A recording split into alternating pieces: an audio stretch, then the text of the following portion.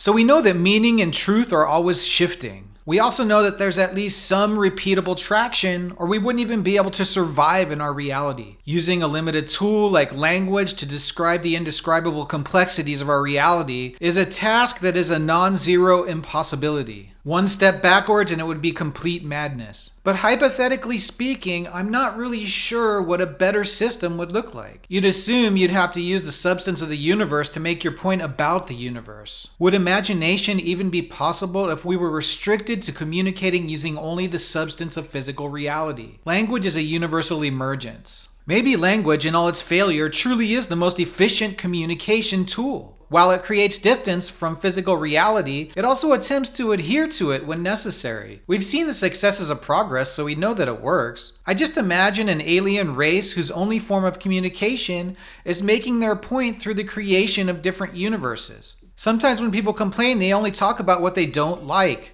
They don't offer solutions, but an alien who communicated through creating different situations and watching them play out could only communicate through solution. If right now you're wondering what I'm talking about, it's sort of about how language has failed us. Language can't capture the true complexity of our reality. This failure creates all kinds of paradox and limitation. But what's better than language then? Remember, always come up with solutions.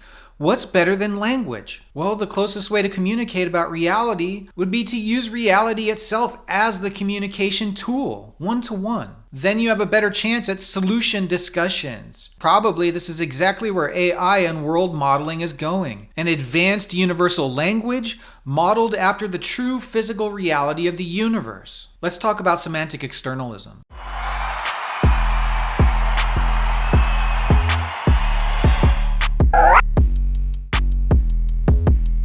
Semantic externalism is a theory that suggests that the meaning of words and the content of mental states are determined, at least in part, by factors external to the individual who uses the word or has the mental state. This view contrasts with semantic internalism, which holds that meaning and mental content are determined solely by factors internal to the individual, such as their mental states or subjective experiences. Knowledge and communication. Externalism suggests that understanding meaning involves interacting with the world and others rather than being purely subjective. Philosophy of mind. It supports the idea that mental content involves a relationship between the mind and the external world, challenging purely introspective accounts of thought and knowledge. Semantic externalism has had significant influence in epistemology, cognitive science, and linguistics, shaping how we think about the relationship between language, mind, and the world. Words gain their meaning over time. They're added to and changed. But I sort of believe that there's no such thing as a pure idea. Every idea can be traced back to the world and physical reality in some way. If you guys have any suggestions about what a truly pure idea that doesn't refer back to physical reality is in some way,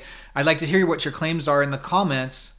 I'm always interested to hear people talk about pure ideas. Right now, God, which I don't believe in, by the way, seems to be the most all-encompassing idea that also resists definition. I actually think that's as close to a pure idea as we can get. The everything thing that refuses its thingness. And ultimately, language and the concept that God is based on an individual as opposed to the multitude is implied in our physical reality. So I actually don't think that there would be any way. If anything, God contains the most physical reality and is quite possibly the most not pure idea, like the most contingent upon what happens in reality.